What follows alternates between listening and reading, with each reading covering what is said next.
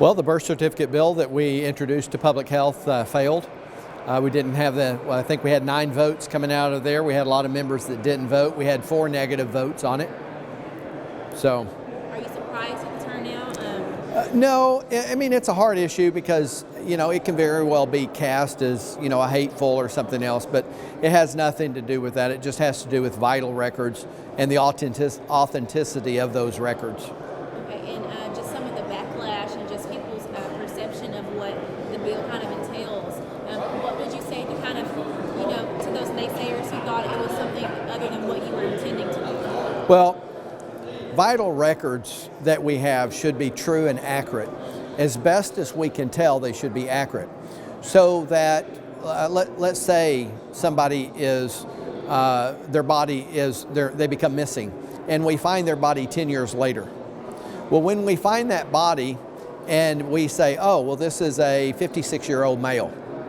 So we're looking for a 50-year-old male that's been missing, but because they had a birth certificate change, now we're not looking for that person because they're a female. So, a genetic code is a genetic code. It doesn't matter, the fact is, if I decided wake up tomorrow and decide I don't want to be a white, well, do I get to pick my race? If I need a loan, do I get to pick my gender so that I can qualify for a rate? And a birth certificate should reflect what our genetic code is. And that's all the bill did. It dealt with genetic codes, and that our vital records would hold those records true and accurate. The LGBT and transgender community, has recently, I don't know if you watched our segment, but some of them were kind of out on the freeway protesting. There's been lots of protests and gatherings throughout last year and this year, with it only being early in the year still, and with North Carolina kind of having all that backlash right. with some of the things that they were going through. Do you fear or think that we could be heading down that same path? No. I mean, here's the deal. You can identify any way you want. That's your right. But it is not, just because you have the right to identify doesn't mean the state is obligated to recognize that the way you feel. And that's all this did. All this does. It says that our records will reflect what your DNA says. So that what happens to that guy that's in prison? He's raped 5 women. He will never get out of prison. If he decides he wants to change gender and get somebody and have one hormone treatment and says now he's a woman, now we have to house him in the women's unit. And because we can't put him in a cell by himself, because that would be discrimination, how many babies will we birth out of our women's prison simply because we were willing to move that? In ancient times, they would say, it's forbidden to move the ancient landmarks, because it was those ancient landmarks that society was divided. A father would divide his land between his sons, and they would say, okay, you go to the ancient landmark and you go 500 paces this way and 1,000 paces that way. It was one of those things that kept society balanced. If you move those, it throws society into chaos, and a birth certificate should be one of those things that's anchored, just like a surveyor's mark.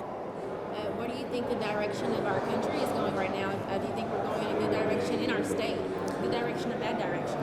Well, as far as these issues, I think this is a bad step when we have no confidence. What happens to the 7th grade girls' parents who want to send their 7th grade daughter on a basketball trip, but they're not sure that their teacher or their chaperone that's going to be in that hotel room that night has male plumbing parts that might, in the middle of the night, somehow have an identity change. We just have to nail some things down. Some things should be solid. They should be anchored. In a birth certificate, it should be exactly what it says, a birth certificate. Outside of those few genetic disorders that makes it hard to determine at birth, or those that are later discovered during puberty, there are a few cases where that find out differently. We make provisions for those exceptions, but otherwise it's a birth certificate. This is not rocket science. Anything else you'd like to add? No, I just if we get to pick and choose what nature and nature's God has predetermined, then why don't we get to decide anything else? If it's left up to man and his ways, then I get to decide everything about my life, and because of rights, you can't tell me, and then I just need the state to recognize that. So what happens if you have a guy, he's 24 years old, and he decides he wants to be a 14-year-old guy so that he can have sex with a 14-year-old girl and it not be rape? Are we going to deny him his right? And who are we as a society to say that's not right? Who are we as a society to say you can't do that? There are some things that are anchored down. When you were born, what you were when you were born, those are things that we anchor down. We make provisions for the anomalies, but the rest of them, they're anchored down.